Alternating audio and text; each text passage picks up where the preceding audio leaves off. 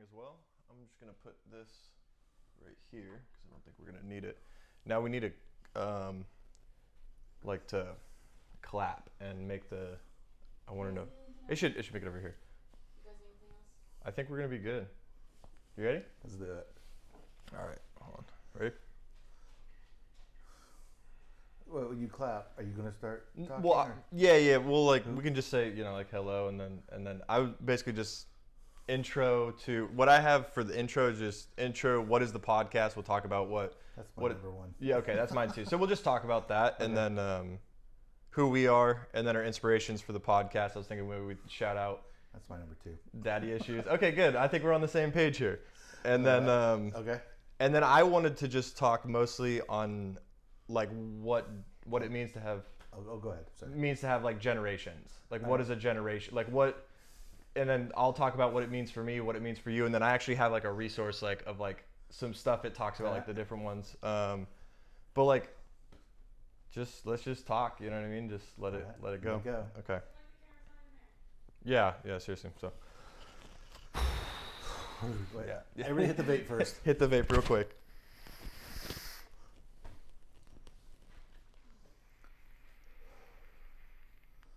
Get all the smoke out. All right, ready? This is just to sync it. So now we should be able to sync the video. So, welcome. What's up, Kelly? Is this episode 0 or episode -1 or episode 1? Yeah, it'd be. I thought about that. What would you call it? I would say episode 0. We'll see what happens. Because this is like the practice run. Yeah, but I'm hoping that we put enough effort and like we have it down that we can be like, oh, this is good enough to show, you know? Totally. So I guess welcome whoever's watching. Welcome. Welcome to the podcast. What's the name?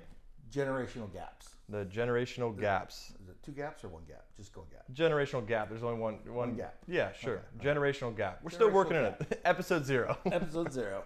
We're figuring it out. Yeah. So this podcast, since we've been talking, is just going to be a conversation between different generations, and see our different viewpoints on. I'm obviously Gen X. Yeah, you're Gen X. I'm millennial. I'm Gen Z millennial from the resources I've been looking at. It's we'll definitely get into that. I think it'd be cool to like bring like a baby, like a World War II guy. But those people are like getting kind of there. It might be kind of weird. Yeah. We're gonna need a bigger space too. Just have them stand for an hour. Someone who's like 80 years put old. The wheelchair right there. Yeah. So generation gap. I'm Carter Ash. I'm Kelly Kraft. Kelly, you're my father-in-law. You're my son-in-law. Yep. Drink of the day is old fashions. Drink of the day is old fashions. We're gonna try to do a drink of the day every single episode. Today we're going with the old fashions, the go-to. And on top of drink of the day, I thought maybe we'd do toast of the day. So I've come up with I found a toast that I think we could start off with. What are we toasting to? And it's here's to the women we love. Here's to the women that love us. If the women don't love us, fuck the women. Here's to us. Right. Cheers. Cheers. Yeah, that's good. Well, you know what I always drink too, right? What do you always drink, Kelly? Women's rights. Oh, you always drink 2 women's rights. Yes. You know what I drink? I drink women's rights. Okay, so yeah, we're starting this podcast, just trying to see. Why are you doing this podcast? Why did you want to start it? You definitely, you and I have talked about it for probably a year and a half, right? Talked about doing a podcast. We obviously watch a lot of podcasts out there, and my life revolves around either listening to music or listening to podcasts. And when I'm listening to podcasts, I always feel like I have my 2 cents I want to throw in there. So this is kind of like my opportunity to throw my 2 cents in there. Gotcha. I obviously think this is going to be a good opportunity for us to have a chance to flesh ideas out. I know that you and I don't see eye to eye on a lot of. We see eye to eye on a lot of stuff, and we see eye to eye, or we don't see eye to eye on a lot of other things. But that's true. And I think that there's different reasons why. Would you say there's a generational gap? I would say that there's a generational gap, and that's why we don't see eye to eye on some things. And we should start a podcast about that. We should. Let's get some cameras and some lights together and see what happens. So that's why I'm starting, because I think that there's a lot of stuff going on out there, and I'm coming into my own. You know, I'm Brand new father. Brand new father. I have a 7-month old. I always want to say 7 week. 7 week. I don't know. I always say 7-month-year old. So I 7-week old baby. I have a 7-week-old baby. I have a 7-week-old grandson. Yes. Yeah. Oh, really? He's your grandson? I think so. I think Matt. Your wife's my daughter, I think. Yeah, maybe. We'll figure it out later. We'll do the tests. But yeah, you know, I thought that there's a lot of stuff going on out there, and I wanted to flesh my ideas out and hopefully learn from you, maybe teach you, you know what I mean? And, absolutely. And the best way to refine your viewpoints on life is to actually talk about it, you know? And I think the problem today is, especially between, I don't know, I want to say between my Gen X versus that, people just don't listen. Right. Like, yeah, exactly. It's like, yeah. I'm spewing this out, and this is my... Right. And I'm right, you're wrong. Right. I don't want to hear what you have to say. And if I don't agree with you, I'm not going to even give you the time of day to listen. And I was reading one time that like the true mark of being intelligent is being able to refine your viewpoints, right? If you're stuck in your ways and you call yourself intelligent, but you're not willing to grow or admit that you're wrong, or that like the way you look at something is wrong, then you're not really intelligent. It's okay to be wrong. Right, it's okay. Or change your mind. Today, everything is about like, I'm right, my viewpoints are right, and what do I need to do to make you see my viewpoints, rather than I think I'm right, or I know how I feel. How do you feel, and where can we find the truth, right? The truth in situations. And I'm coming from a bias, obviously. Right. I'm a little bit more conservative than you. Right. Yeah. But like Ben Shapiro, just love him or hate him. Right. He goes out and he tries to talk at a college because he's invited, and they shut him down. Right. It's like, that's not, just, you know what? Go talk to him and maybe tell him your views. Hear his views. And I think that's the problem with America is. Oh, we're getting into the problem with America. All right, problem. Okay. The one problem. Just the one. If I could sum it in. No, it's just, you know, and this is, let's start off with the generation thing. This isn't even on my list, but yeah. You know, when I was growing up, I was born in 1972, and what I think the younger generations, the millennials, and definitely Gen Z, they just don't have this. Let me back up. I can remember being 8 years old and hating the Soviet Union. Okay. We've had this discussion. Right, yeah, we've talked about this. I hate, actively root against the Soviet Union. I hate those people. Would you say all the institutions in place were all okay with teaching you to hate the Russians? Not necessarily hating the Russians, but you knew the Russians, or not the people, but the government. Right. That was your enemy. It was the U.S. versus the Russians. If the Russians win, we're screwed, right? It was the Cold War. Right. I mean, it really was the Cold War, and that brought about a sense of patriotism through the children. And as you grew up, there was a sense of patriotism that is just not there today. I feel like, and it's almost even the opposite. I mean, did you see that teacher? In California, who was on TokTok and was like, I took down my flag because it made me feel uncomfortable, and if you want to do the Pledge of Allegiance, you can do it to the gay pride flag. Like, dude, I feel like we're just so lost, and there's such this like mindset of America is bad. Everything about American history, everything about American culture, everything about, there's no nuance. Like what we're hoping to find here, you know what I mean? People are, and obviously it's on both sides. There are people who are just, their concept of what it means to be a patriot, in my mind, is so wrong. And there's also people who just completely shut out the idea of America totally, and I find that to be wrong too. You know, I see these videos of people saying that America's a horrible country and they hate it. Right. Okay, well, I just can't say get out to them. I mean, they're American citizens. Right. But if it's so bad, why are hundreds of thousands of people getting on little plastic rafts and risking their lives to get here? Because it's so bad. Sure. And I think a lot of these people, now I was also, as you know, for the audience, I was in the Marine Corps. And Hoorah, Semper Fi. And I've spent a lot of time going around the world. Right. You know, You've seen the cultures, you've been there, you've seen it firsthand, and I'm telling you, there's not a place in this world that I wouldn't like. This is the best place in the world to go. Even the nicest places you've been. You've been to Rome, you've been to Mexico, you've been to Cabo, I've been to Cancun, Australia, I've been to Hong Kong, I've been to Singapore. And even then, you're still like this coming back to, we're in Texas, so we're in America's America, basically, right? Like, that is true. There's no place better, in your opinion, so these people Texas. like, I'm oppressed. You're not oppressed. Go spend some time in Jordan. But maybe in the Middle East. And from my generation, we're going to dive in way deep into all these topics once they become either talking points or there's something that we really want to spend the whole podcast into. But like, from my perspective, how I view my generations, and I don't even agree with my generation on a lot of things, as you know. But I think that our generation does recognize there still is levels of oppression in the United States, but it's not to the level where we go off and we say, fuck America, this whole system needs to be torn down. You know what I mean? There's never going to be zero oppression. Never. Right. There's never. Yeah. As long as humans are humans, like there's never going to be. And we've seen it time and time again. In the world, right. In the history. There's always been. Somebody. I was reading. I was listening to this. There's this really good YouTube channel. I really hope to be able to like push out like the YouTube channels and the different resources that I learned from.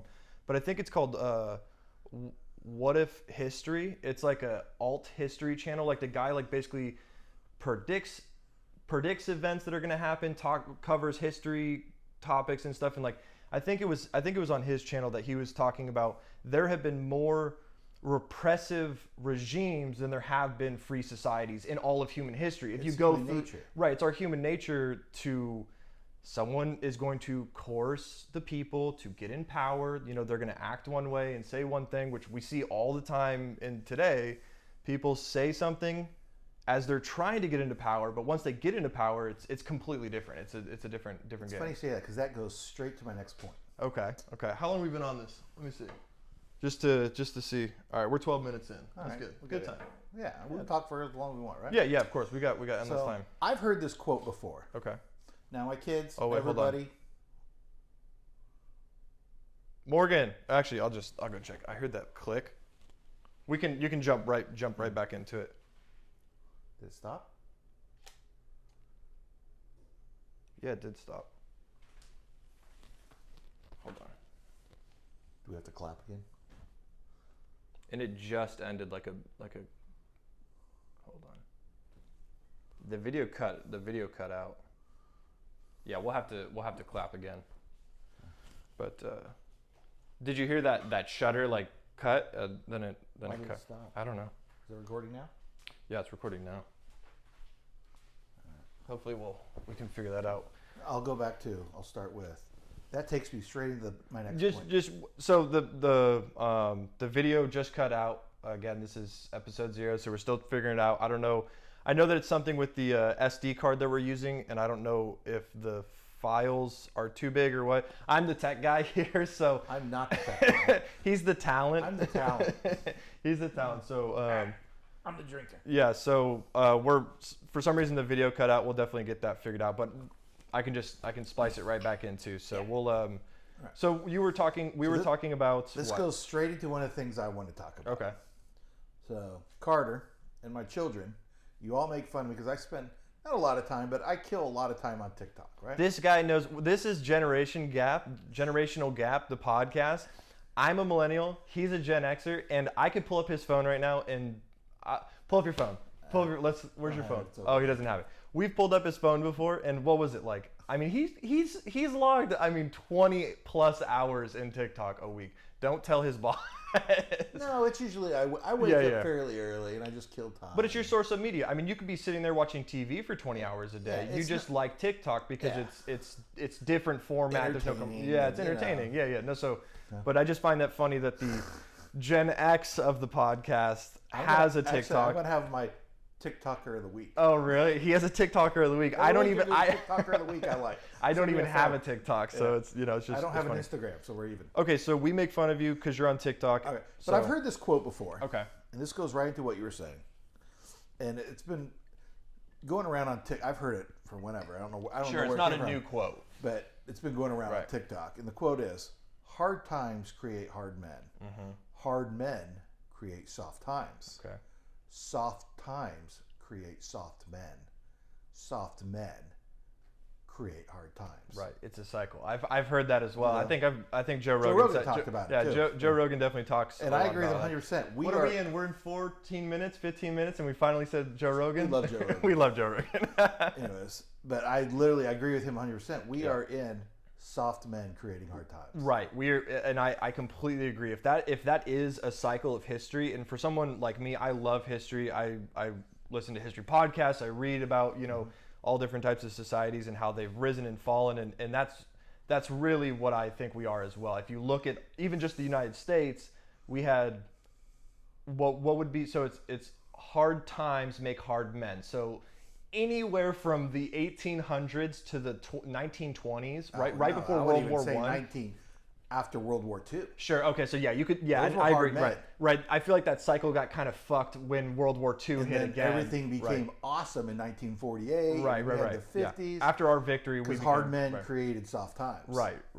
Now hard men did create soft times. You can dive super deep into that and be like, okay, well, how were those times created? You know what I mean? Like we weren't competing with Japan. We weren't competing with Germany at that time. But we started the Cold War too. Right. But in terms of like why America started to prosper so hard, because Germany was wiped out. We didn't have an industrial competition with them. We didn't have a competition. But anyways, I completely agree. So yes, we had hard men, hard times that made hard men, and those hard men, they worked hard, and right? made things great for everybody, and that in turn created soft men. Right. And I think like men today, are soft. Oh yeah, no, totally. The whole soft. beta male thing, right? Like beta male, right? Like you see China the other day.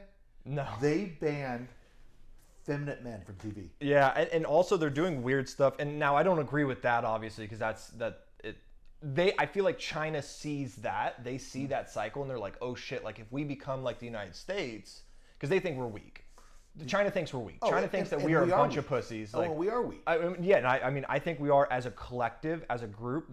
We're not looking long term at things, and we are becoming very soft. We're starting to, which social justice issues are good, but again, it goes back to like the levels of oppression that we're worried about people's fucking pronouns. Right. China has built a larger navy than we have. And hell, they just found nuclear silos out in the desert of China, and and China's like, fuck you, we don't care. Like if you see China or not see, like, fucks. They can throw 1 billion people at a war and not care less. Right. You see what they did? I mean, like they threw nothing.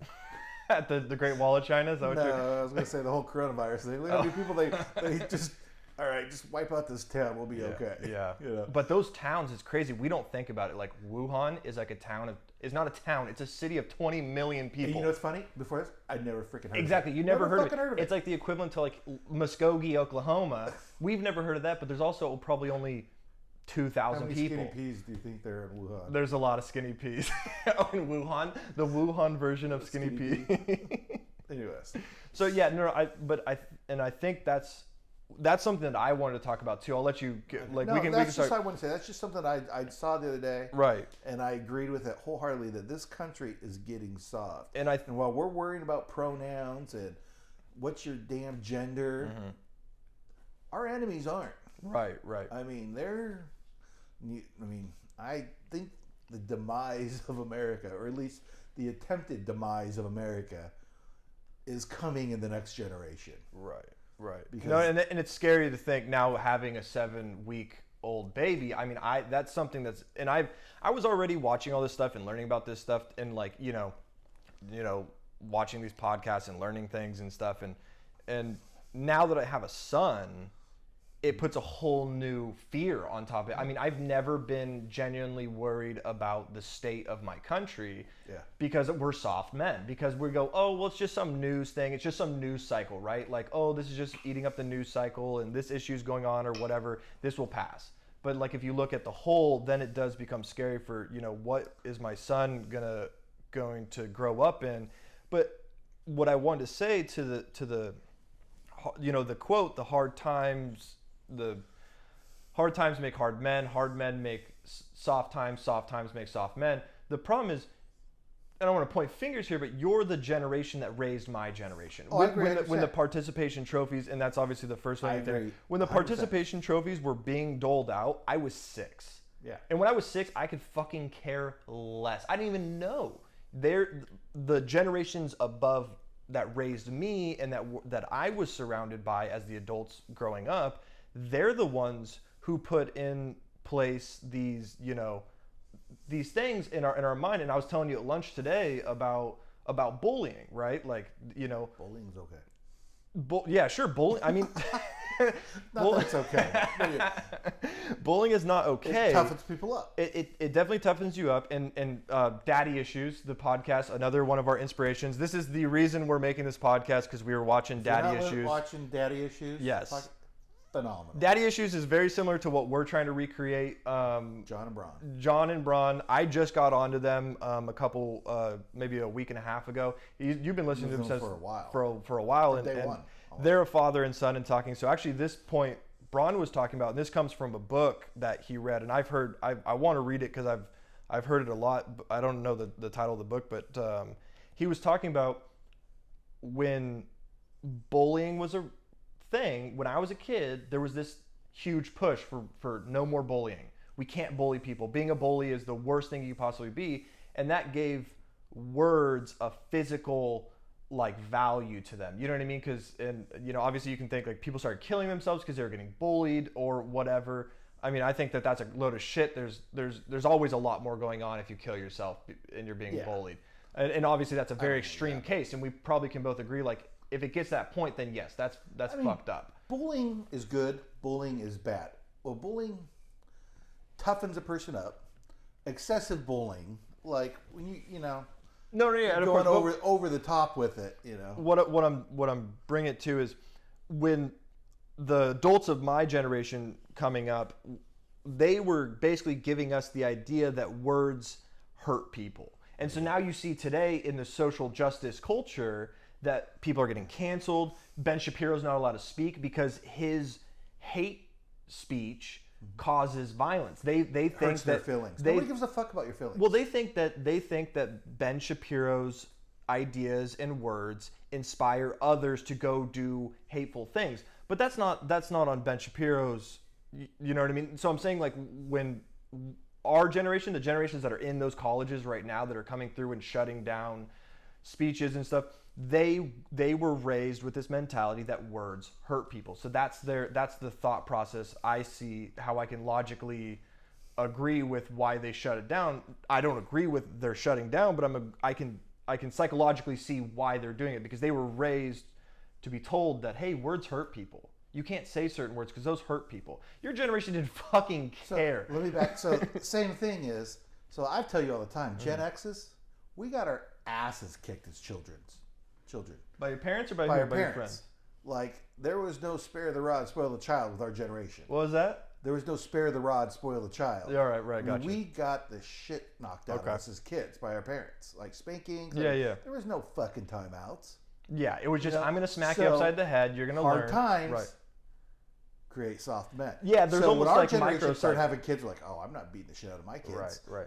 My kid gets a participation trophy. Right. And I'm telling you, I'm the first one to tell you, as fucked up as I personally think millennials are, right, I think millennials are actually like kind of like growing up and like seeing how things really are. Yeah. How fucked up Gen Z is. Right. They're the worst. Well, it's not that they're the worst, and that's the thing. Is like, we're the reason. Oh, they're young. Hold on, but they're the reason. Yeah. We're the reason that they're fucked up. Right. I will concede that. Right. Because someone had to teach them those values. Hard men create soft men. Right. Well, soft times. Soft times make soft men. Yeah. So, but and I completely agree. And that was something that I want to talk about. Is every generation thinks that the generation below them is shit. Right? They all think that they're not going to live up to whoever. Right? They're not going to live up to that past generation. And it's fucked up because the first time we ever started like specifying generations was during the First World War, right? They were called the Great Generation, right? I think World War II was they're the lost generation. No. One of them. Chance. Yeah, yeah.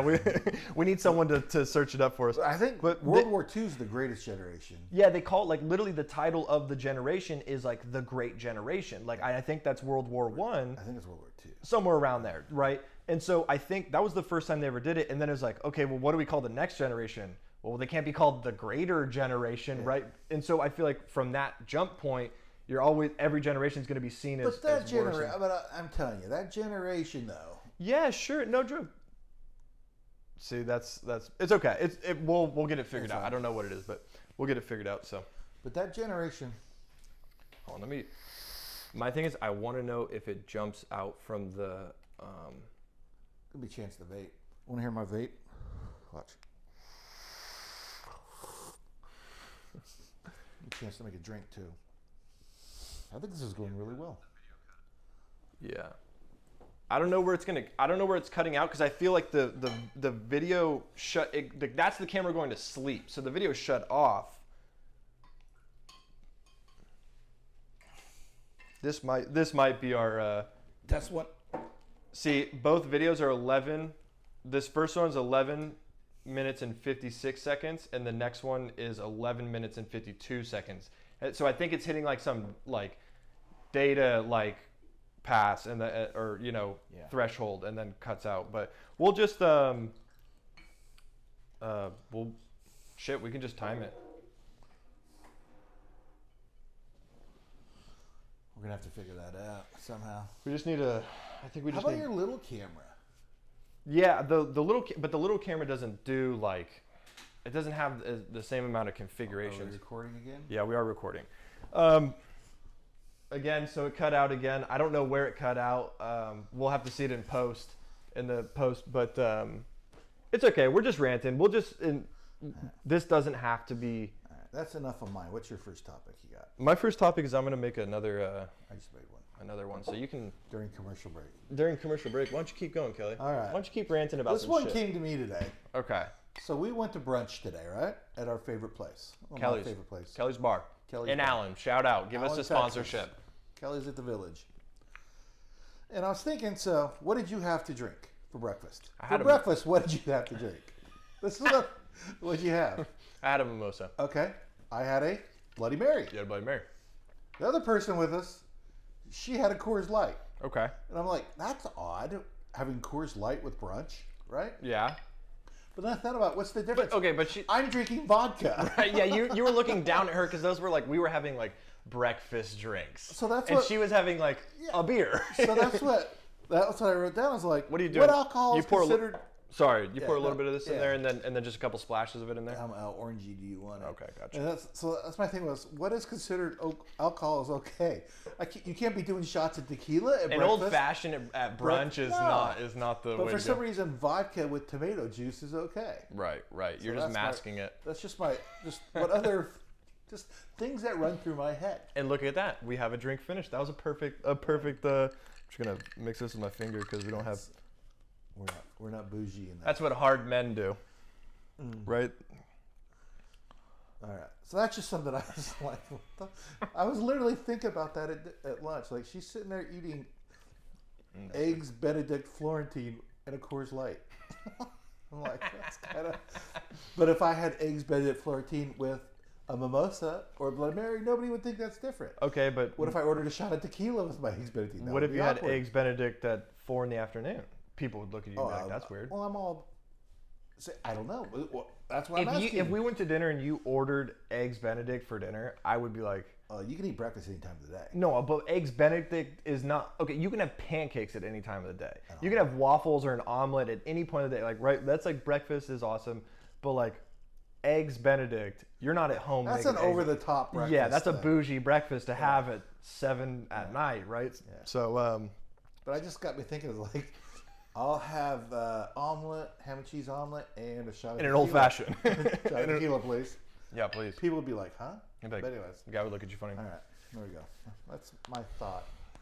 That's your thought. For breakfast, which I do like. Okay. So what I wanted to do first is I wanted to open this link up real quick. So I was doing, for the start of this, I was looking at, okay, well, I need to catch up on what the fuck is a generation, right? So all right. I found this, actually it's a marketing It's a marketing company. But the article is talking about how to market to different generations, and it was cool because it builds these like profiles of each generation and where they're at in 2020.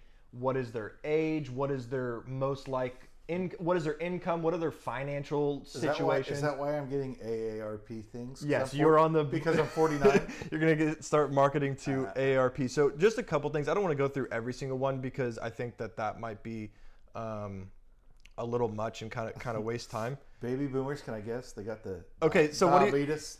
What do you think? No. Just in terms years. When does a baby boomer start and when does a baby boomer end? I would say a baby boomer starts at the end of World War II. But what year? Give me. Okay. So World War II ended what? 45. I mean, I would say 48 to 68. Okay. So a baby boomer is 1946 to 1964. Okay. So my dad is right outside the baby. My dad was born in 65, I believe. So he's just like right outside of this baby boomer generation. Size in America. How many boomers are there in America today? I don't know. Well, it depends. I'm sure like the ones born in 46, there's a lot less of them than the ones born in 64. Yeah. Kind of dying out. So there's 71 million baby boomers still in the United States. And those people, so hypothetically, if every baby boomer would have voted, that's the equivalent to what Trump and Biden got in the election, right? 70 million votes. No, Trump alone got 75, and Biden got 81, I think. Okay, but allegedly. Yeah, I was gonna say, well, Trump got 400 million votes. No, but what I'm saying is like that is a vast majority of the bloc that voted in a president, right? If Biden always vote. If Biden got voted in at 85 million and there's 71 million boomers in America, if every boomer would have voted, they could have voted in anyone. You know what I mean? That's a huge voting bloc. I'm not going to go into their spending habits. Most of the dead ones did vote. So. Like that it's weird. All 71 million boomers did vote, actually. Wait, 71 million boomers? Somehow 75 million of them voted. These are all just jokes, people. No, they're true facts. Kelly's at the audit in Arizona, Maricopa County. Too hot down there. That's why. It's the dry heat. And that's the soft men. That's the soft, because a hard men, right? And the hard men would go down there and they'd be like, fuck this, I'm tearing this stuff down. Anyways. That one was stout. Generation X. So when does Generation X start and stop? What'd you say? 65. So it starts at 65 to 80. Right. So Generation X is 65 to 80. You were born in 72. So you're kind of on the in the middle. Yeah, you're roughly right in the middle, right? So that's good. How many Generation X are there? How many Generation Xers are there? So there was 71 million baby boomers? 71. I'm going to say there's 50 million of us. There's 65. Oh, really? 65 million Generation X. Now, granted, I don't know the factuality of this source, but this is just from what I'm reading. Okay. So you're saying this is fake news? So also nicknames for Generation X are latchkey generation. Absolutely. What does that mean? A latchkey kid so our generation was the first basically generation where, think of the 60s, moms didn't work. Dad went out to work, mom came home. Right. The 70s was like the big women's power, and women went back to work. Right. Well, it left kids like me. Mm-hmm. They're called latchkey kids because you had a key. I mean, I literally had a key around my neck. Okay, because you had the responsibility to go home. And this is like, and you see like Gen Xers. Gen Xers are a different people because they're kind of weird. They're like in this like weird. We got technology because we grew up with it. Yeah, computers and But we're also the old school. Right. Like our first half of our lives, we didn't have any of that. Yeah. So like I was in 3rd grade and I'd walk to school. Right. Like a mile away every day and back. Yeah. And nobody. Think about a 3rd grader you see walking to school now. People call the cops and right. They're like, hey, where's this parent? Where's this kid's parent? Yeah. I walked to school as well. I mean, probably a mile and a half, 2 miles to school. And I've told. I thought it was great. Yeah. I think it's great to do. I would be on the other side of town at 8 years old on my bike. I feel like your generation, towards the tail end of it, is when they started saying, "Oh, it's dangerous to be outside. You can't let your kids alone." You know what I mean? Like, so maybe that came around the mid '80s. So that's what I'm saying. Like, maybe the youngest Gen Xers were the ones to start implementing that. You know what I mean? Like, I was talking about words. You know, I was taught words hurt us as a kid.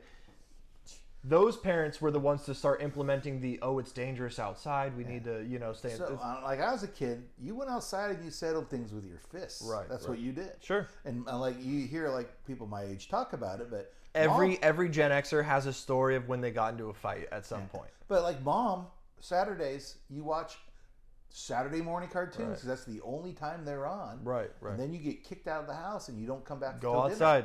Go outside. There was no sitting in the house. We didn't have video games. Right. I can remember when HBO came out, and it only came out at 6 o'clock. It was from 6 to 12. We just thought that was the greatest thing in the world. There's only 3 channels on TV. And you were the you were the guy who change channel 3, please, and you had to go up and for your dad or something. Your dad's like trying to watch the news. You were the remote like, control. Hey, go! I had you for a reason. Go change the channel. But I would not trade my childhood, just the way my generation grew up, for anything. You know what we always talk about? Kelly's generation is the kids from Stranger Things.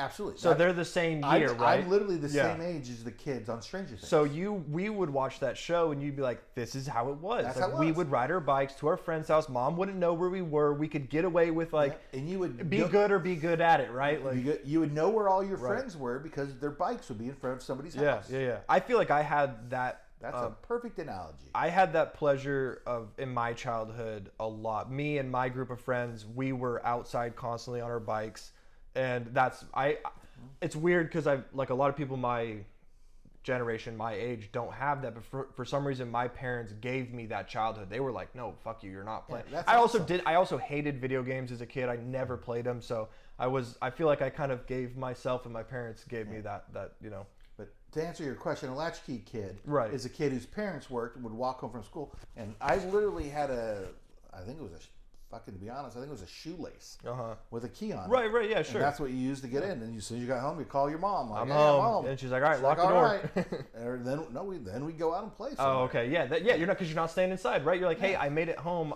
I'm going to be gone now for another 3 hours. Now kids nowadays, all they do is want to sit inside and play video games. Well, Jesus, parents have their location on them 24/7. Like, I'm going to have to deal with that. Like, my parents literally had no fucking idea where I was. My parents didn't either because, like you said, you got technology kind of like midway through. I also got kind of the new age technology, internet 2.0, Facebook, social media, like midway through. I was already in my teens when that stuff was coming about. So I was probably in 3rd or 4th grade, like when Atari came out. Right.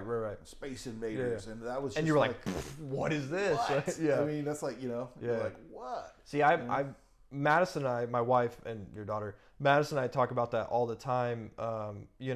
We feel like we were the last generation to have a childhood like that. From that point on, when our childhood was over and we got into high school, the technology came about. The iPhone was prevalent. All the social medias, and now the kids have it from a younger and younger age. And Morgan might also be in the my sister-in-law, your daughter. She's kind of lumped into there with us, but I think like McKenna's age. I made a conscious effort for Morgan. Morgan would be running around the neighborhood. We live in a very safe neighborhood too, but she'd be over there on the other side of the neighborhood at the park, and I'd go.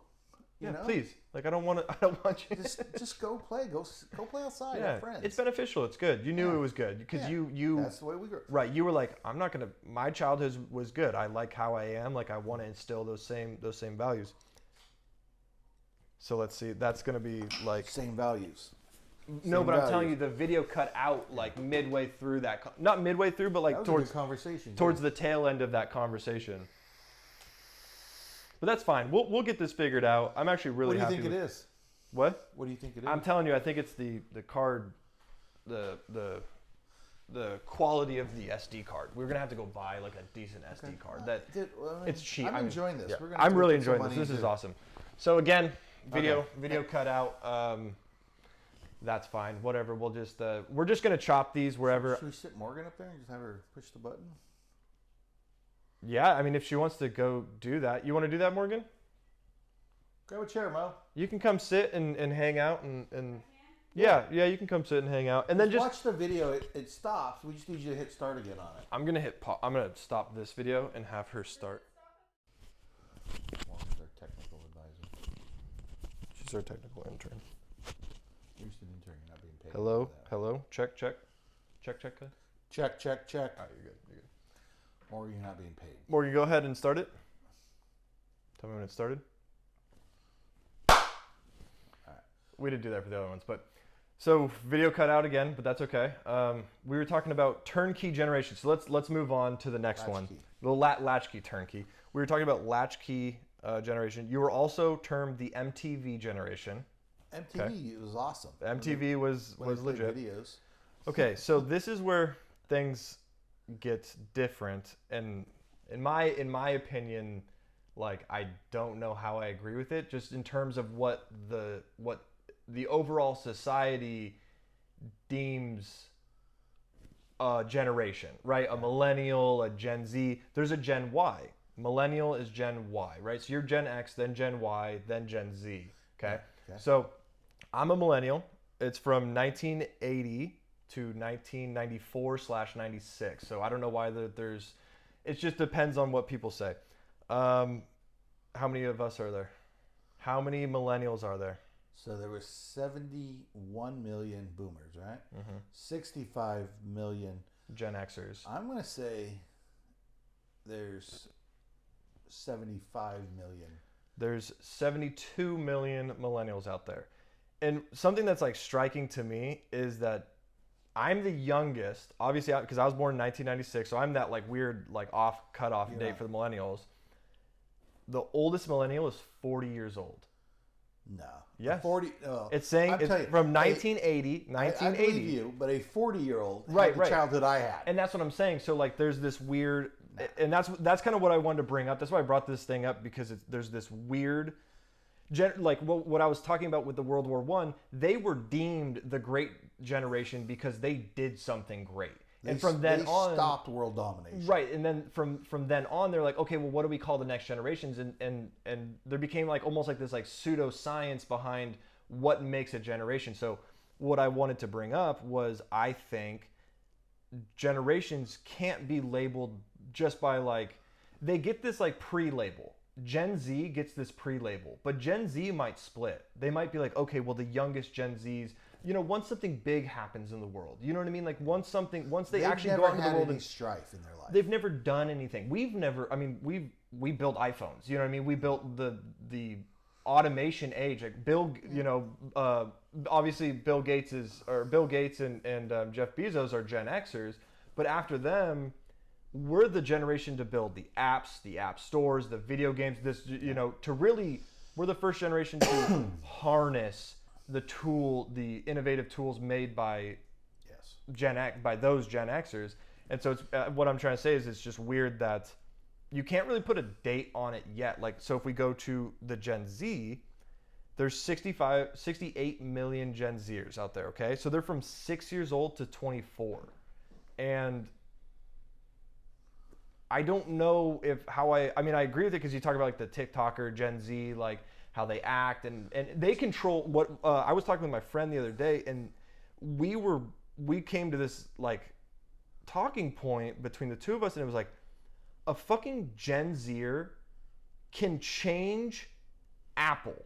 Apple is it is the most profitable company in the world, maybe besides Amazon is the most profitable company in the world, right? And if enough Gen Zers got behind some strife that they had with Amazon, they have strife with everything. They're learning that they have the power to change the world just by using those words that they were taught have value. So it's crazy to see. We were just talking, like, if enough 12-year-olds got onto Apple and they said, Apple sucks, we hate the name Apple, and every Gen Zer in the world started tweeting about how they hate the term Apple and they want it to be called Pear, would Apple change their name to Pear? Not if they were run by Gen Xers, because Gen Xers would go tell them to fuck off. But it is being run by Gen Xers. And they probably would tell them to fuck off. No, they're not. They follow what they want. They always bend to the will of what the masses. Because I'm on this marketing site, and the marketing site is saying, hey, you need to start, as a company, you start realizing, like, what what market are you going after? What, obviously this is not about the generational stuff, but think about it, like, if Apple sees, okay, well, Gen Z is our next target market, we've already got our money from our Gen Xers. We already got our money from millennials. Let's listen to the Gen Zers. These corporations bowing down to people. And that's what I'm saying. Just ridiculous. Ridiculous. It's crazy. It's stupid. And it's all based on just enough tweeting. It's enough clout about a subject or a topic. It will literally, enough talk about a topic can physically change the world, can physically change a company, right? The structure of a company. They could get anyone fired. They could get Jeff Bezos fired. They could get Elon Musk fired if enough people started talking about it. They can't fire Elon Musk. Obviously, Elon Musk is right. He's not gonna fire himself. Like, fuck you. You know what I mean? Yeah. But that's what they need. They need more companies to be like, no, go fuck yourself. And that's move also down the road. board mentality, right? So SpaceX isn't Elon isn't like public with SpaceX, so no one can tell him what to do. But if Tesla, the board of Tesla, was like, hey, Elon, you got to go because this is gonna hurt our profits somehow. They could make Elon step down because it's a public company, right? Tesla's a public company. They could make Elon, I guess, if that's the way. If the board can make Elon, but what I would think Elon would do be like, all right, fuck you. Yeah. And here's my new company. All your innovations coming from me. Yeah. No. Yeah. Totally. And now you're out of business. Well, I mean, Elon's a special guy. That's a paradigm. But let's just talk about Bank of America or some shit. You know what I mean? If enough people got behind, like the president of Bank of America, and they hated him for some reason, or her, I don't know if it's, but they could cause change in a company just by their voice, and that's what I think defines that generation, because that's not a millennial thing. Well, that's a Gen Z thing. That's a new thing that's coming out. The canceling thing is the most stupid thing, and most remember Goya. Right, the Goya thing, right? They support Trump or whatever, and then I don't even know. Yeah, or they came out. One of the people, one of the high employees said that they supported Trump. I think the president of the company. Yeah, and this ain't anything political, but Goya said, "Yeah, go fuck yourself." Right, and a lot of companies don't do that, and they should. And they should. I think that they should because there's a level. It's not a black and white thing. It's a nuanced thing. Like a company should listen to their audience, their their market. Perfect example. So when Coke had their little thing about be less white, right? Right. Yeah, I saw something about that. Is the most stupid thing in the world. But I wholeheartedly, they're a private company. Mm-hmm. They can do that. Whatever you want. Have I had a Coke since then? No, I have not. Yeah. So, I mean, and the thing, are they going to miss me? Not at all. No. But by no means are they going to. But the thing is, I mean, and that's the same mentality. If enough people, I mean, look how many Gen Xers are. There's 68 million Gen Xers. If all the Gen Xers were like, fuck Coke, we're not drinking Coke anymore, Coke would feel that. They would feel that in their profit. And they would go, okay, well, we need to either backtrack or... So any generation has the power. I think that's what we're learning. Gen X has... The problem with Gen X is they are... Where was it? They are at Soft Times Create Soft Men. Right. They've never... Right. They've not had the life experiences yet. Right. They've not had the strife. I mean, now, have I had strife in my life or my generation? I mean, I guess... I mean, we've had... As a whole... Well, hold on. Right. I had not. The baby boomers had it. Not even the baby boomers. The greatest generation. Yeah. By far had the worst trouble because you think about most of them. Great Depression. They World War I. My grandfather grew up in the Great Depression. Right. World War II. Oh, yeah. I'm 18. Now I got to go to Germany and fight the Nazis. Right. I come back. Oh, Korea. Right. Which is a whole nother war that people don't even talk about. Right. Which is probably one of the bloodiest wars ever. And honestly, that war, I mean, that's a side topic. That war starts the whole administrative military that we have now. Yes. During World War I and World War II, it was a fuck you, we have an enemy, and we're going to go kill that enemy by any means necessary, i.e. a nuclear bomb. And then after that, it became this administrative war. So they have the Great Depression, they have World War II, they have the Cold War their whole lives, they have Vietnam. So what we're trying to say is that's actual strife. They've had now if I had strife, I was born during the Vietnam War at the end. I mean, I was a baby. It didn't really affect me, personally. Okay. Like we didn't have any family members that went to Vietnam, but I mean, I had family members in World War II and Korea. But I mean, I've lived through the Cold. I mean, I can remember the Cold War. Right. I mean, But that's not a strife.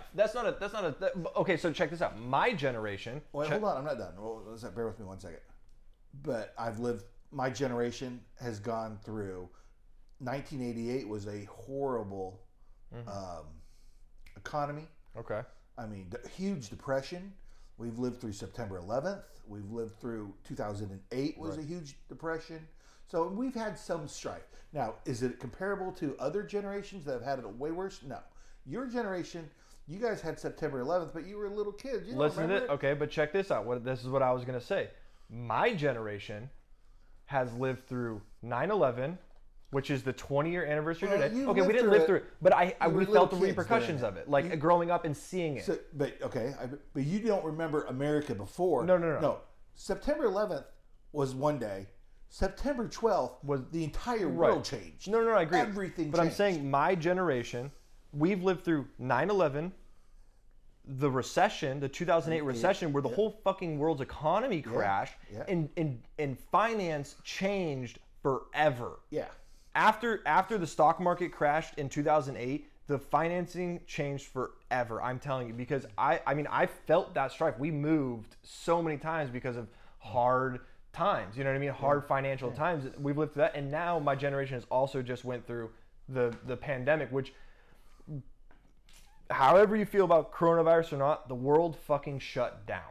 In my generation, coming into adulthood, leaving college, my sector of the generation, leaving college, coming to a world, trying to hit the job force, and then the world shuts down. Like, that's going to define us. You know what I mean? Like, those three events are the largest defining events. The whole Gen Z, like, last 2 years of education is just fucked. That's gonna fuck with them too. So like, even the little kids, like Morgan was talking about the little kids in her classroom. When they were born either they were a couple months old when the pandemic hit. Sorry, they were only a couple months old when the pandemic hit, and so now they're 2 or whatever, and they're starting to become conscious, and they only know life with masks. Yeah, that's weird. And I keep talking about that to people, and like I keep seeing little kids with masks on, and I now see why that's such a crazy debate. This is a normal thing because a lot of really, really little kids don't know that wearing a mask is not normal. That's the weirdest thing. That's going to define their generation. Yeah. So, did you start again? Okay. Oh, you're good. Ooh, that was loud. Ooh. Yeah. But yeah. So yeah. Interesting Every stuff. Every generation it's interesting. busts on the other generation. They're always going to talk shit. Like, millennials were the fucking worst. And I grew up being told I was a piece of shit my whole life, and I'm like, I'm just doing my thing. But it's funny now as I'm getting older and I'm slowly becoming the get off my yard guy. Right.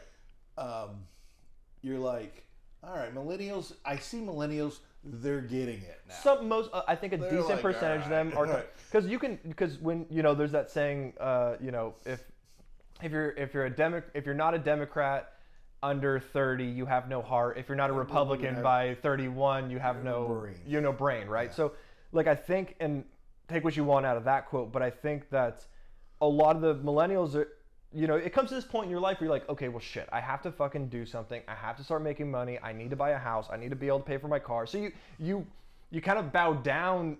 They grow up as young people trying to change the society and trying to make their mark. They all do, but then like. But the problem with this generation, the Gen Zs... Which one?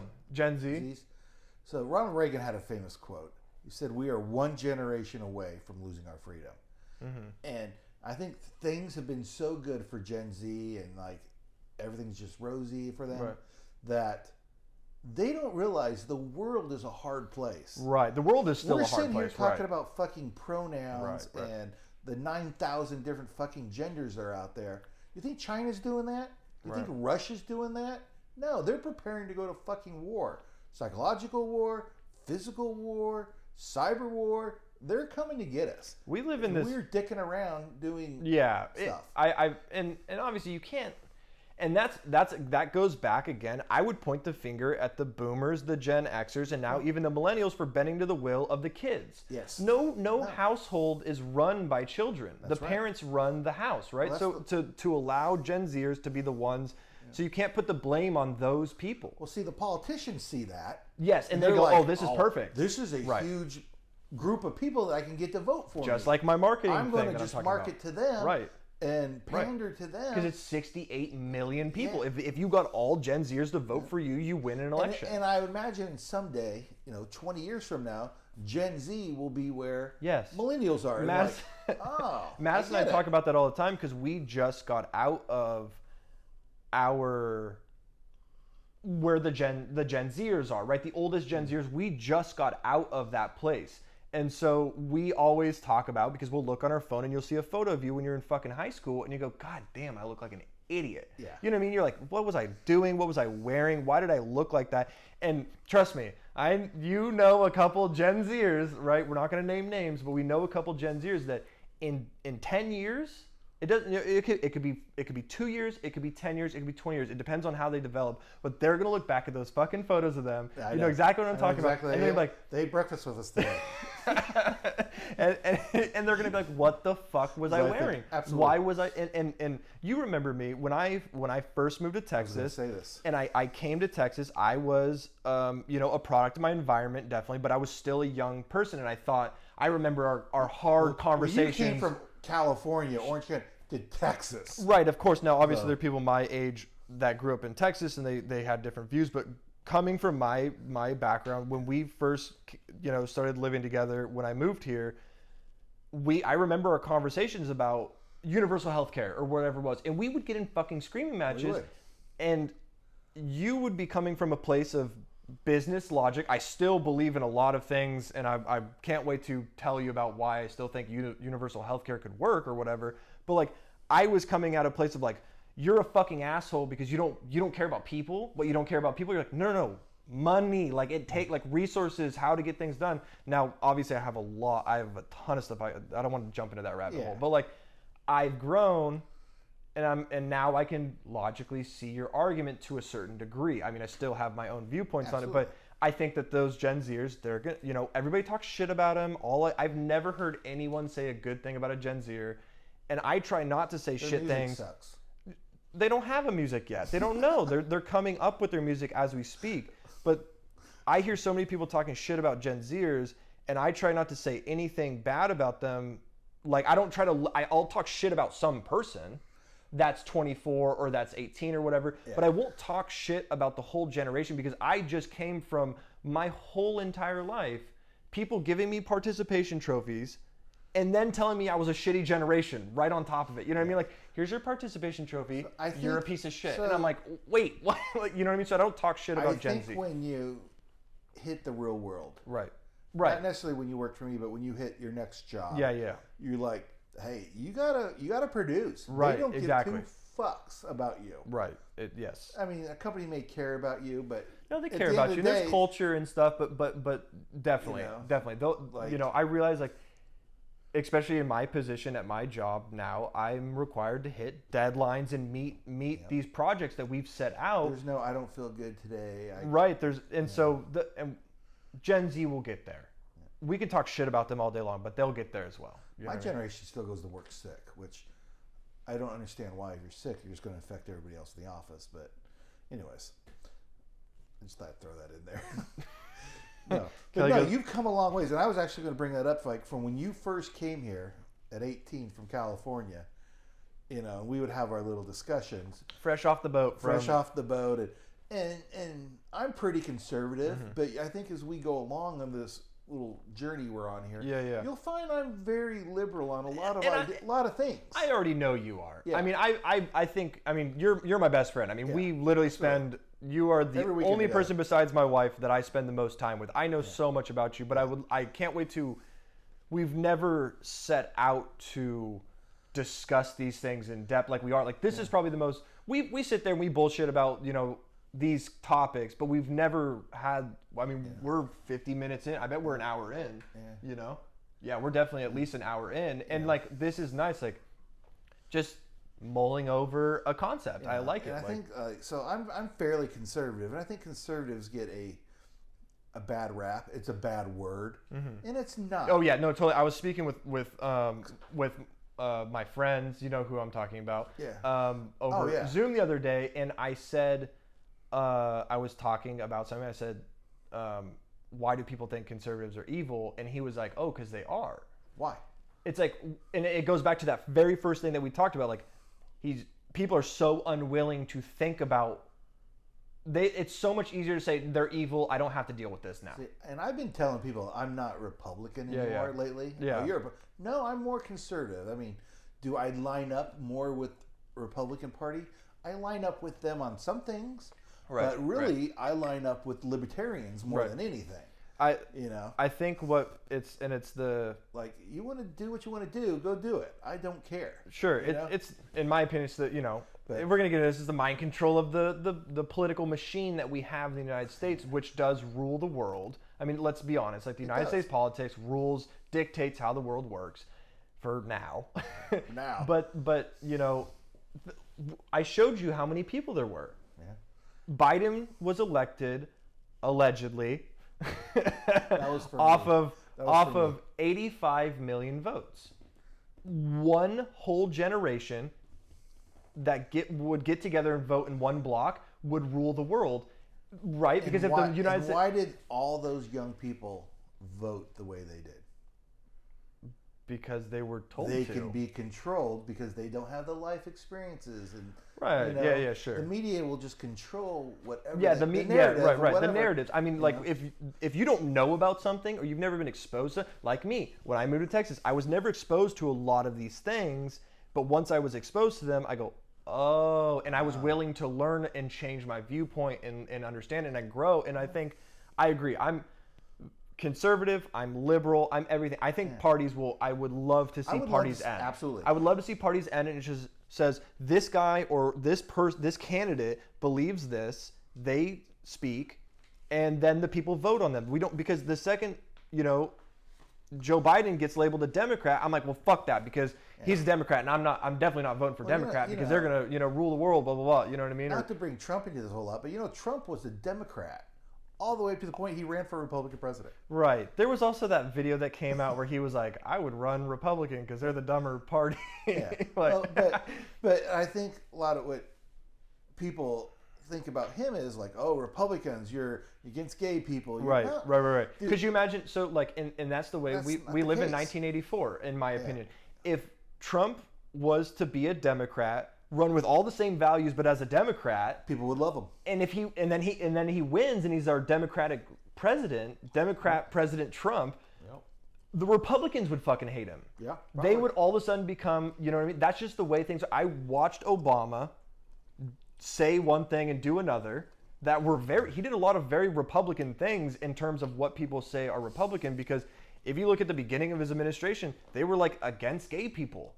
Obama was against gay people when he was running for president. Joe Biden even said that. And so it's just it just I think that once you slap that label, the people are like, okay, well, I identify as a Democrat, so I am not even going to give this other person a chance, and I think the Republican Party and the Democratic Party, here's my opinion. 10% of the Republican Party are just fucking nuts. They're the crazy wackos, right? And 10% of the Democrats are the fucking AOC crazy wacko people, right? The other 80%, 40 Democrat, 40, we're all like, hey, like, we're just normal people. We just go to work. We don't have time to hit protest. We don't have time to go to, I don't have time to protest. Right. I've got to go to work because my boss will fire me if I don't show up for work. Like, so. Yeah. I think, and that's the thing growing up, that's another generational thing. Is like, I can remember growing up, like, if you were, oh, hey, who'd you vote for? Oh, I vote for Ronald Reagan. Who'd you vote for? I vote for Jimmy Carter. Well, whatever. All right, you want to go get a beer? Yeah, let's go get a beer. Yeah, now it's like, I can't fuck you. I can't even anymore. associate with you. Yeah. It's just, yeah. Oh well. Perfect timing. I'm gonna stop it a little bit before. Yeah, totally. Yeah, that's good. When you guys end the I'm gonna do something so you guys know when to. Yeah, I saw your hand moving. Like, Morgan's gonna be she's gonna be our. She's the director. Yeah. Don't eat food. You have a mic right there. Oh, you can hear it. What's his name? What's the dad's name? What dad? And daddy issues. John. He's eating his fucking cashews. Like, I got no problem with it, dude. I'm telling you, do whatever you want. Like, let's just. Here, give me an ice cube out of there. Yeah. Let's again, I'm gonna take a piss. I'm actually gonna empty this and then. What were you guys just talking about? I forgot. You guys were talking about. I don't know, what were we talking about? You were talking about something. fired. All right, moving on. Today is September 11th, so we would be remiss if we didn't even just mention it. I have it on my list as well to talk you? about. Yeah. Do you remember September 11th? I actually do remember 7. How old were you? 4, 5? I was probably 4. I believe I was 4, and I kind of feel weird like having to, because obviously you can unless you live under a fucking I was rock. 29. Yeah, unless you live under a fucking rock, like you can no one's ever going to question whether or not you, and if I could jump and go with this, no one's ever, this is what I wanted to talk about. No one is ever going to question whether or not you were there for 9/11 and you can feel it and remember it. And I understand that you're obviously going to feel it way deeper than I was. I was 4. Yeah. But I feel as I've gone through my entire life, I've had to like explain and justify that I remember the day. And I feel like people look at me when I tell them this, they're like, oh, you're making that up because yes, you were alive, but like bullshit. You know, I feel like they're almost subconscious, like saying like, you know, under their breath saying like bullshit, like you remember. But I remember because I was in California. So obviously it already had happened by the time I woke up. Me too. And so you were in California as well. And I remember walking into my mom's room and she was doing laundry and my dad was probably already at work. And my mom was in there and the TV was on. And I don't remember if she was crying or I don't remember her emotions because I was too little to process what was going on. But I do remember the TV. I remember looking at the TV and being and seeing it. You know what I mean? So I was there. I remember, you know, and from that moment on, my life has been changed because of that. You know, I wonder what I would have. The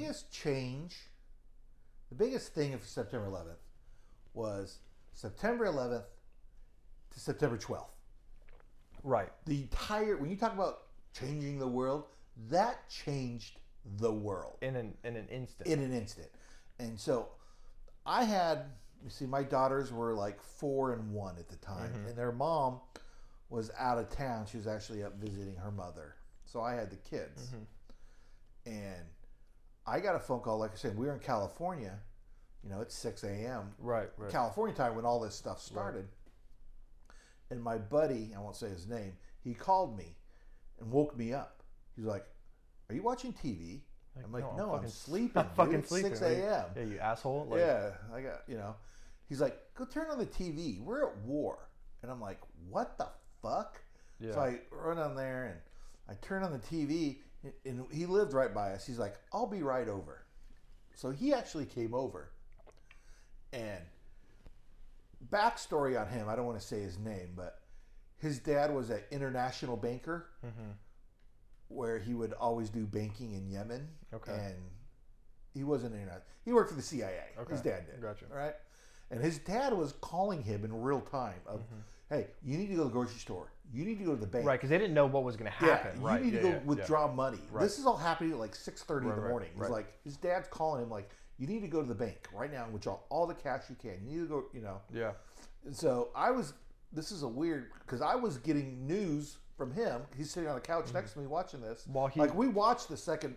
Yeah. Yo, I know, and that's where all the videos are. We're like, whoa. The videos start and the building is on fire. There's no video of the first one hitting. The first one was an accident. Right. Yeah. Know? Exactly. Yeah. No. But so he's like feeding me information, like, and his dad will call me. He's like, Pentagon just got hit. Yeah. Before it's on right TV, before the news got like what? Yeah. What the fuck's going on? Nowadays with the amount of surveillance we have because of 9/11, because of the Patriot Act, like if he would have done that, he would be fucked. You know what I mean? Like, could you imagine if he was on the phone like giving that information, dude? Shit. He's like, crazy. There's a 4th plane, they can't find it. Right. And we're like, what? I mean, this is before the news was even going on. So you're like getting a jump on it. That's crazy. Yeah. And so it was just the craziest thing. Like you probably don't remember as a little kid, you'd pick somebody up at the airport. No, I don't remember that shit. You used to go through security and right. You could go all the way up to the gate. You walk up to the gate and wait for them. Right. That's where you picked up people as they came off the airplane. Like shaking hands with the pilot on the way in, asking him about his equipment. Hey, one of the weirdest things was, so they shut down. Actually, I saw a video the other day. It was the air traffic. It was like little. Yeah. On 9/11. Right, and it just like thousands of flights in the air, and you slowly start seeing them just go down everywhere landing. Yeah. But the weirdest thing was like there was no planes in the sky for 3 days. And you lived near El Toro still, or what? It was Rancho Santa Margarita. Okay, so that was right next to John Wayne, right? John so there's Wayne. the airport right So, there. know, There's nonstop you see flights. airplanes in the sky, in the periphery, and you don't get ever used really to think it. of it. Yeah, you but block when it. you're like When there's none, you're like, what the hell's here going too, on? from where we're at in DFW, Dallas, you've got DFW, and you see the planes coming from the north, the east, and you can kind of see them coming from all over. I can imagine like that steady stream of planes. But the biggest thing was, I remember I went and tried to buy an American flag, like a couple days after. Yeah, couldn't. They were sold out. Couldn't because there was such patriotism. There was such the whole country, left, right, middle, Republican, conservative. You know, everybody was like, "What the fuck just happened?" This is bullshit. Something to that about the patriotism. Just thinking about all this, and I thought to myself, and I haven't talked to my dad before about this, but I'm gonna talk to him. Maybe I'll bring it back up in our next one. But I assume my mom probably begged my dad not to enlist. I assume that because he had us and like she talked him but I bet my dad was ready, literally getting ready to drive to the like enlistment. You know, and I guess I don't know what generation in 2011 would they be millennials that were 18 years old. They were no. They're Gen Zers. It was like World War II. There was lines. I was very proud of this. Right. There were lines at the recruiting stations. Yeah, I heard. I mean, I've read those stories. I've heard about that. And that's what I'm saying. Like, I bet my dad was like trying to be in that line. Would that happen today? Absolutely not. No, I think if there was a legitimate, and we're so. I think there's enough wands out there, bro. If some country, if China dropped a bomb. If China, the problem is we live in such a like a false, everything's like proxy wars, right? But if we went into a hot war, to the homeland, if we went to a hot war where either China, Russia, doesn't matter, any fucking Germany, even if England fucking attacked us, we would have that again. I think our generation is so skeptical from the 20-year war that we just horrifically got out of, which we can talk about some other time. Yeah. I think if there was a legitimate attack to the homeland, our generation, I've been at war with the Middle East my whole entire life. Yes. Since the 60s, essentially. But my whole entire life, since the Gulf War and was just closing out when I was born, and then we jump right back into it after 9/11, I've been at war with the Middle East my whole life. And so I think my generation has such a disdain for wars that are not justified that I don't think those will happen from the U.S. And there's a lot of stuff we could talk about with that. But not to get on that, but that whole 20-year thing spawned from September 11th, right? Yeah, and Trump got it. And it started with the best intentions. Mm-hmm. It really did. Yeah. Hey, I don't care how long it takes, we're going to find Osama bin Laden. I think the thing was, we will kill anybody who gets in our way of finding Osama bin Laden. Right. But my generation looks at it like, we went to find Osama bin Laden, which is justified because he was the head honcho of this whole thing. We realized you can't destroy an ideology. No. You can't. We could be at war for the rest of our lives with the whole mindset changing, right? They don't care. The whole mindset changing goal, right? We're gonna teach the younger generations. We would have to be in Afghanistan for another 25 years. Another generation. We would have to. I was thinking about it. There's a whole generation of 20-year-olds in Afghanistan that all they know is freedom. Exactly. And now they're living under the Taliban. And how do you think they're doing? And so it's up to them. They're going to be like, fuck this. That's what they should do. Now it's your turn to go and do the thing. So we can dive into that later on. But, I think my generation would have to see a completely justified attack on a large group of people. Because we see bombings and stuff all the time. But there would have to be... I'm a Marine Corps vet, and I agree with you 100%. Yeah. We do not need to be fighting endless... No. And Trump even said that. Yeah. We don't need to be fighting endless fucking wars on the other side of the world. Mm-hmm. We don't. I'm just happy to stay in my own hemisphere. Right. And you're going to see... So just like... This is super side note, but... a historian, this, analyst I was listening to was talking about and saying...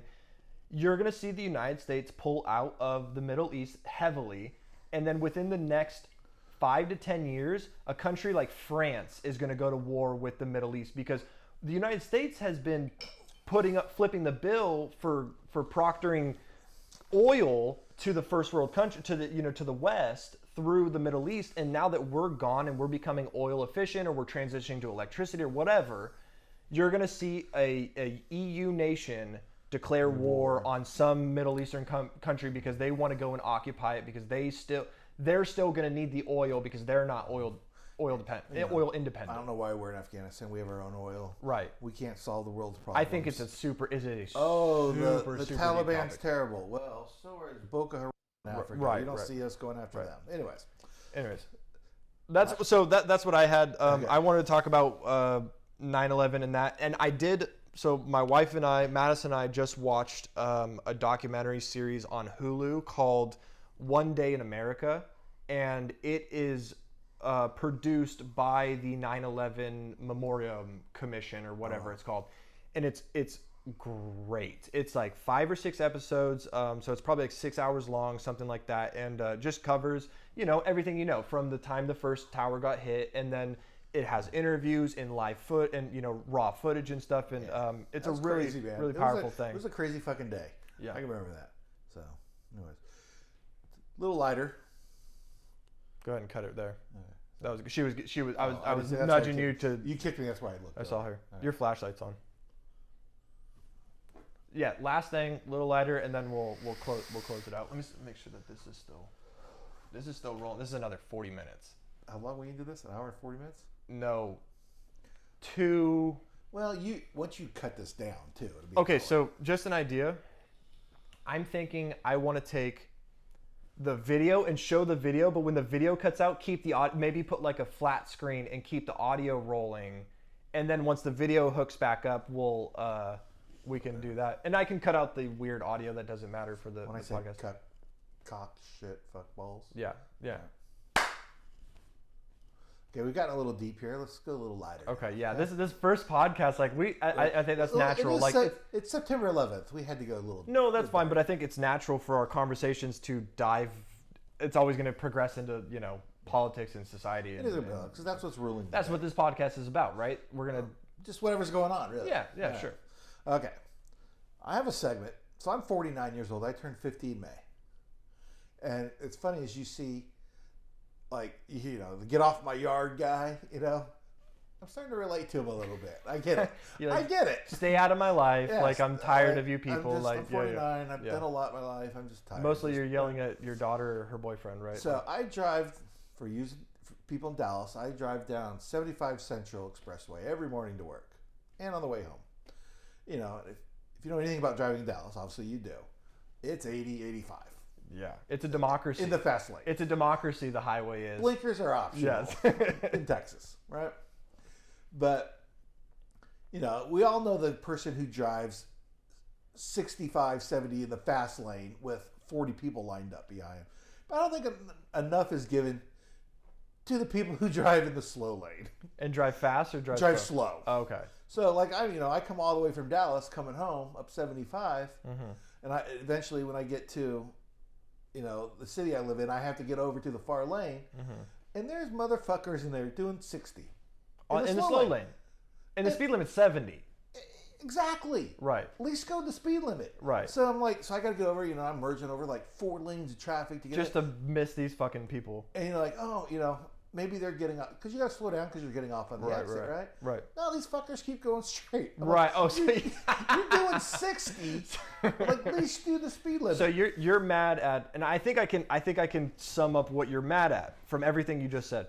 You're mad at people on the highway not following the unspoken. They're not even unspoken. They're literally in the driving textbooks. Lane. They're in the. Those are in the. What they should be doing. No, they're in the driving textbooks, right? That's what the. So I was taught that as well by my dad when we'd go camping or whatever. He'd always teach me about being polite and like doing the right thing. If you're in the fast lane, go fast. If you're in the medium lane, go the speed limit. If you're in the slow lane, that's for people who are getting off. On or off. On or off. You're supposed to get on, stay in the slow lane, and then get in the middle or get in the fast lane. These fuckers are just rolling in the slow lane. So I'm like, oh, they're getting off the same exit I am. No, they're going straight. I'm like, I love that we're talking about this. It drives me fucking nuts. Right. Okay. So I think once AI comes in about, it'll be fine because I'm all ready for AI. The AI will take over the protocol and the cars will go fast in the fast lane, and then they'll only get in the right lane when they're ready to get on or off. Right. Like, do you see this? I see it all the time. I mean, It's like, why are you doing 60? On my way over here, I was going down 75 to get here, and I was like, why are we all doing fucking 40? And so when I just mentioned, as I was driving to here, I came up with this, I know, my terminology for it is, the highways in Texas are a democracy. Depending what the masses are doing, that's the speed limit. Because in Texas, if everyone on that highway is doing 90 and you're doing 70, you're in the wrong. There's never cops on the highway either. Even if 70 is the speed limit and everyone else is doing 85, 90 miles an hour, you're in the wrong because you need to be going with the flow of traffic, right? The flow of traffic is what dictates the rules of the highway. Now there is, like we said, fast lanes for if you're not getting off for the next 10 miles. The middle lane is for if you're going from Stacy up to, White, where I live, right? So yeah, I get it. So that's what makes you mad this week. That pisses me off to no end. How are you going to solve it, Kelly? You're going to crash into people, or are you gonna flip them off more? A lot of times I wish, I'm like, man, have you ever thought, like, if I won the lottery, I would just crash into this motherfucker? Let's talk about Gen Xers driving habits. White male Gen Xer driving habits. That is I'm going to race your ass. If you're in front of me, we're racing and I'm going to beat you. And that person might be a sweet old lady. It might be Juan's mom. Juan's mom is driving on the highway, just doing 75, doing her thing. And you're a mile away from her. You target her car, say, I'm going to get in front of that car. And when I'm going to pass them, Madison does the same thing. When you drive, doesn't matter who you pass. When you drive, you're going to pass your target. Let's call it your target that you're like, I'm going to get fucking around this person. When you pass that person, you mad dog that person. You look at them like they're doing something wrong. They might be doing nothing wrong, but you're like, fuck you. Wah! Exactly. Madison does the same thing. She'll literally be driving. Madison's always like, stop backseat driving. But she gets in the car. I don't think I've ever heard a story of Madison driving by herself where she didn't almost get in a crash, honk at some asshole. It's never been Madison. It's always been some asshole. Yeah. Someone pulled out in front of her. Some dickhead did this. And when she's driving and I'm in the passenger, she does the same shit. She targets somebody, goes around him, and she's like, and just like keeps going. I'm mad. And like if somebody's going slow in the fast lane, right, and I got to get out and I go around them. Oh yeah. Yeah. You're not only are you getting mad dog, you're gonna get cut you off a little bit. I call that the Texas entrance because you're just like, and I'm going to pull into your lane at a dangerous maneuver and kind of scare you a little bit. See, I'm a very that's the way you solve courteous driver. I am. No, like you're not. I'm doing bullshit. I'm doing 80 or 85 on 121, and some dude. I mean, 121 is the Wild West. Yeah, it's like the Autobahn. It's 90 on that highway. Yeah. And some dude comes rolling up on me. I get over. I do. Right. So you want other people to do the same.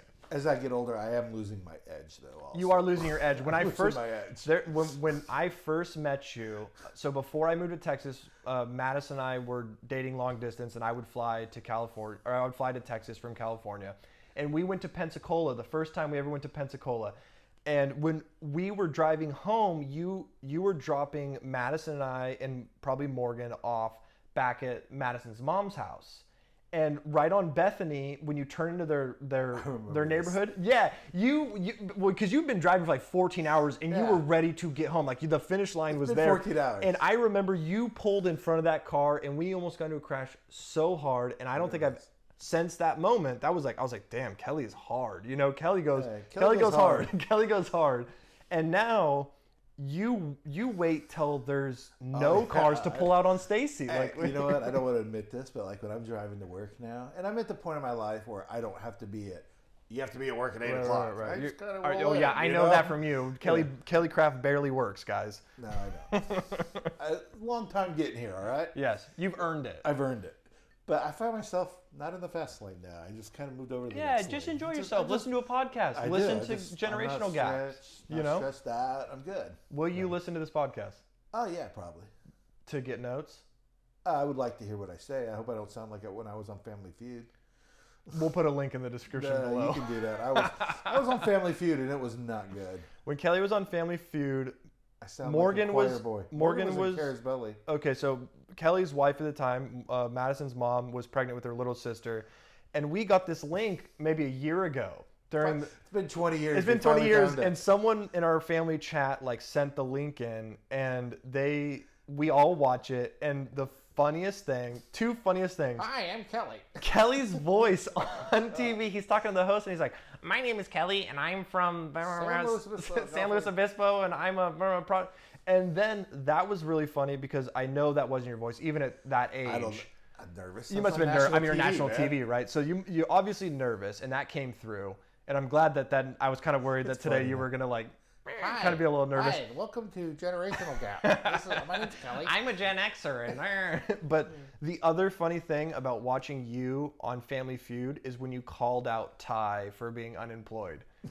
This is my unemployed uncle.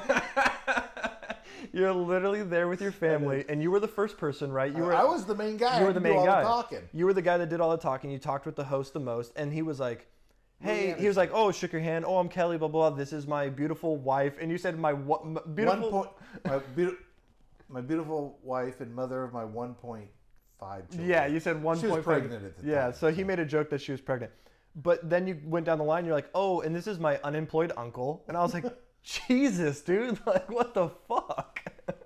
All right. Okay, we're done? No, I got one more thing. Okay, you want to go? I love TikTok.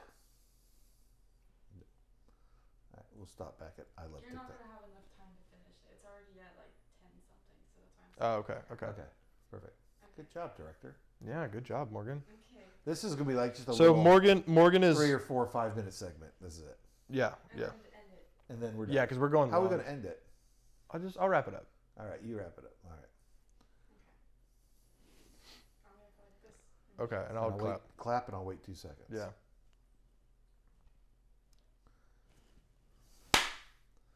All right. Y'all make fun of me for TikTok, and I love TikTok. I know it's owned by China, and they may have my email address. Whatever. I don't care about that. I don't care either about That's that. not how it works, but sure, yeah. Hey, I don't care. Yeah. If somebody in China is watching me on TikTok, they're very bored. And that's not how it fucking works, Okay, though. That's not how it regardless, works. I'm just making Okay, a joke. yeah, I yeah. don't care. All Fuck right? you, Kelly. You don't know anything. But I'm going to have my TikToker. Is that a word? TikToker? Content creator. Fuck yeah.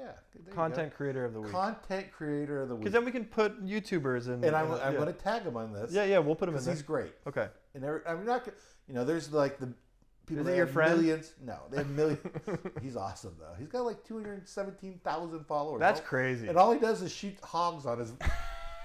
Anyway, That's a niche market. that is a niche market, and he's maximizing. And there's about the 2,000. return. There's about 200,000 people.